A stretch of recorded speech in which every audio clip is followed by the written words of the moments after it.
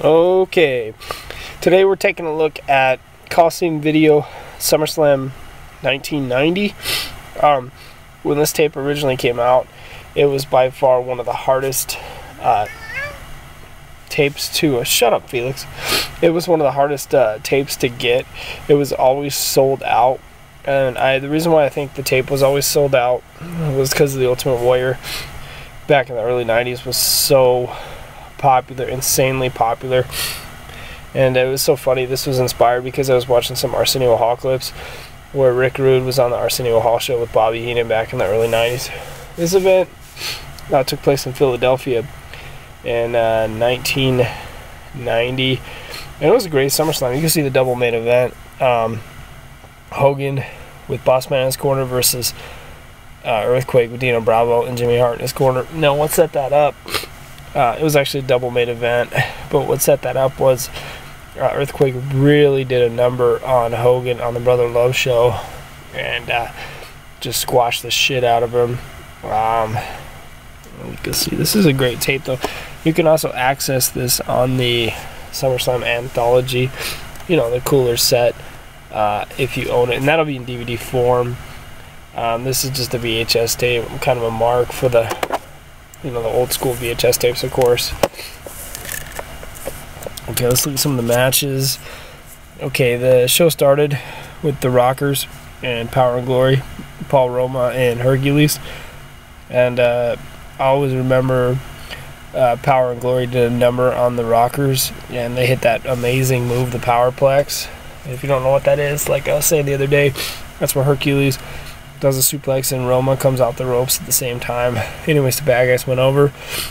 Warlord and Tito Santana, and the Warlord won. Not a very good match, but at the time they were pushing the Warlord pretty hard, eventually setting up this feud with the British Bulldog. Hacksaw Jim Duggan and Nikolai Volkov, you know, the American-Russian connection, versus Orient Express, Sano and Tanaka. Orient Express were actually a damn good tag team, but the good guys went over.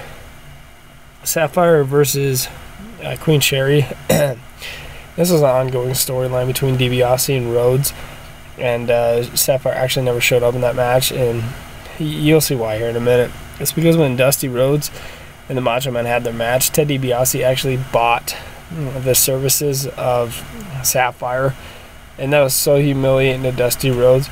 And he cut this great promo where he goes, "When you gonna get mad, Big Dust? When you gonna get bad, Big Dust? When you gonna get even, Big Dust?"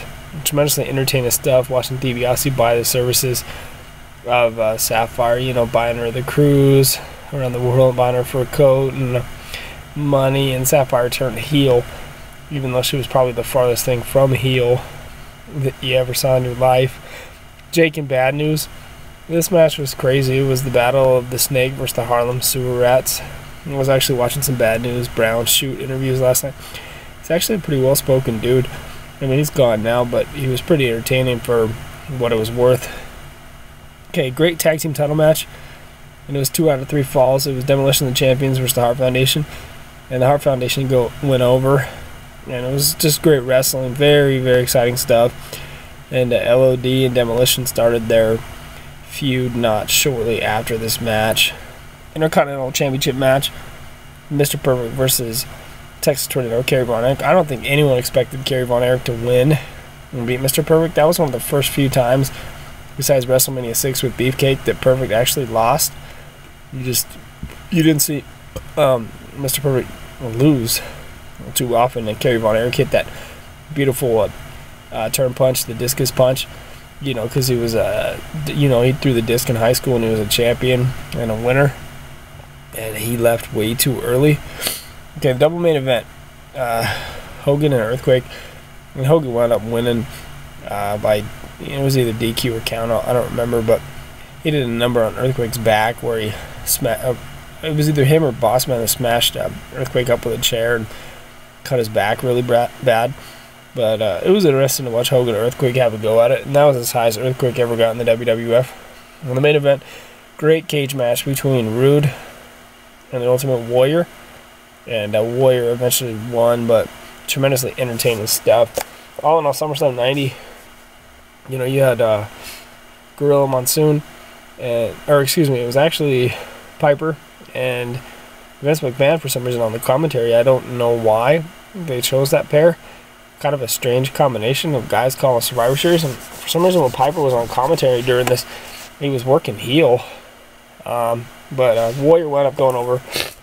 Excuse me, I have a little bit of a cold. But all in all, SummerSlam 90 was a very, very cool event. Let's look at the cooler set here real quick, and we'll get out of here. But SummerSlam 90 was a great event. Okay, so if you're going to watch SummerSlam 90, you probably want to watch... Get out of here, Felix. Damn it. If you're going to watch SummerSlam 90, you probably want to get the DVD format of this. You probably want to stay away from the VHS tape just because this is the actual live pay-per-view version with no Coliseum cuts. So SummerSlam 90, you want to get it for the highlights of Dusty Rhodes, and Savage, having their great, Dusty Rhodes and Savage, Dusty Rhodes and Teddy DiBiase having the great feud, great crowd in Philadelphia. You definitely want to get it for the Warlord and Tito Santana match, and you definitely want to get it for Texas Tornado, Kerry Von Erich with the Intercontinental belt. You want to get it for the Hearts winning the tag team belts. You definitely want to get it for all the great work that the Warrior and Rick Rude put in, without question. Rick Rude and Warrior had a fucking just epic cage match. So there you go, SummerSlam 90. Very good event. Weird listening to Piper be heel up there with Vince. I guess Vince told him to work heel that night. But all SummerSlam 90, fantastic show. Philadelphia, a great wrestling town.